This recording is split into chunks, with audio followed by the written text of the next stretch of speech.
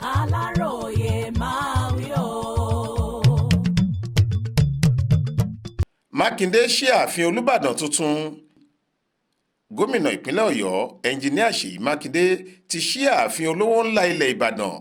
Bẹ́ẹ̀ làwọn èèyàn ránṣẹ́ àdúrà sí òkú sẹ́nẹ́tọ̀ Abíọ́lá Ajímọ́bí, gómìnà àná ní ìpínlẹ̀ Ọ̀yọ́. Nígbà tó ń sọ̀rọ̀ níbi ètò ọ̀hún, èyí tó wáyé níbi ààfin Olúbàdàn tuntun náà tó wà lókè Àrẹ̀mọ nìbàdàn, gómìnà Mákindé kan sáárá sí olóògbé Ajímọ́bí. Ó ní ìjọba rẹ̀ ló bẹ̀rẹ̀ ààfin náà tó jẹ́ kí ilé àwòṣífìlà ọ̀hún di kíkọ́. Gẹ́gẹ́ bó ṣe sọ, èèyàn méjì ni mo fẹ́ gbóríyìn fún lórí ọ̀rọ̀ ààfin yìí. Àkọ́kọ́ ni olóògbé Ajímọ́bí, ẹni tó kọ́kọ́ gbé ìgbésẹ̀ akin láti rí i pé ààfin yìí jẹ́ kíkọ́. Ẹnì kejì tí mo ní láti kan sáárá sí ni olóyè Báyọ̀ Oyèrò. Ohun tá a kọ́kọ́ gbọ́ ni pé bàbá yìí ni wọ́n dá iṣẹ́ ààfin yìí dúró tí kò fi tètè bẹ̀rẹ̀. Ṣùgbọ́n nígbà tó yá, a rí i pé àwọn gan-an wà nínú onísábàbí tí Ọlọ́run lò láti gbé ààfin yìí kalẹ̀. Bákan náà ló dúpẹ́ lọ́wọ́ àwọn ọmọ Ìbàdàn ní tilé toko fún ìfọwọ́sowọ́pọ̀ wọn. Ó dúpẹ́ lọ́wọ́ gbogbo àwọn tó ń gbé pọ̀ tó kọ̀ọ̀lẹ́ ti ní padà lẹ́yìn. Ṣùgbọ́n èèyàn méjì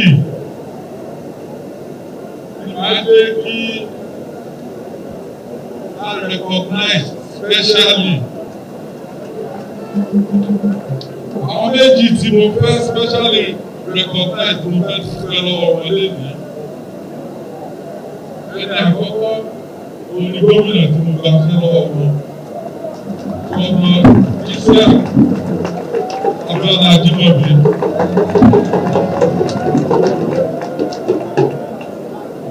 Wọ́n lè sọ pé ẹni tó bẹ̀rẹ̀ òṣìṣẹ́ ẹni tó bá borí tí ló fi láwọ́kàlà. When he was bold in his action, the very first attempt láti actualize this palace project, Governor Ajímọ́bí ló take that step.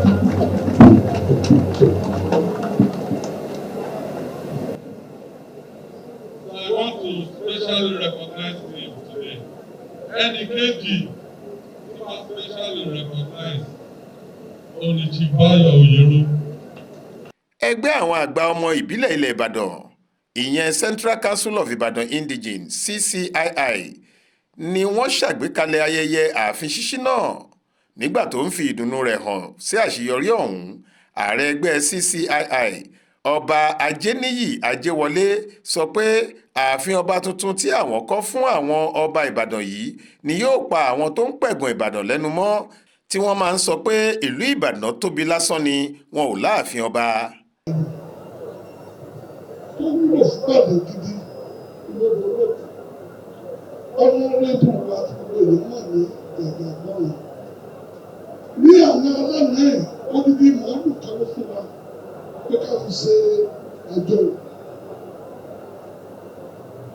Káàbọ̀ tó máa ń tẹ̀lé olórí àdá sọ̀tẹ̀.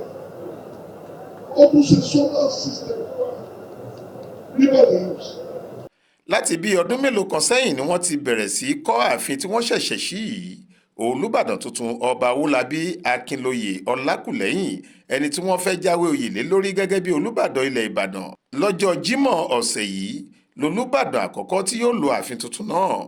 Ọba Ọlákùlẹ́yìn, ẹni tí ò sí balógun ilẹ̀ Ìbàdàn, ọba Lateef Gbàdàmọ́sí Adébímpé ṣojú fún níbi ètò ọ̀hún, gbóṣùbà fún gómìnà Mákindé fún bó ṣe parí ààfin olówó ńlá ọ̀hún. Nǹkan bíi mílíọ̀nù lọ́nà ẹgbẹ̀rin náírà 800 million láláròyé gbọ́ pé wọ́n ná lórí ààfin tí wọ́n ṣẹ̀ṣẹ̀ kọ́ yìí. Ó sì fẹ̀gbẹ́kẹ̀gbẹ́ pẹ̀lú ààfin ọba ìlú Buckingham nílẹ̀ Gẹ̀ẹ́sì tí í ṣe orílẹ̀-èdè England. Tó bá ti joyè ìlú Ìbàdàn, àwọn bọ̀rọ̀kìnní ọmọ bíbí ìlú náà àtàwọn èèyàn pàtàkì káàkiri ìpínlẹ̀ Ọ̀yọ́ àti láti àwọn ibòmíì gbogbo ni wọ́n kópa nínú ètò alárinrin ṣíṣí ààfin tuntun ọ̀hún. His Imperial Majesty Olúbàdàn in Council tó ṣe pé níbi tí a wà nílé nìyí.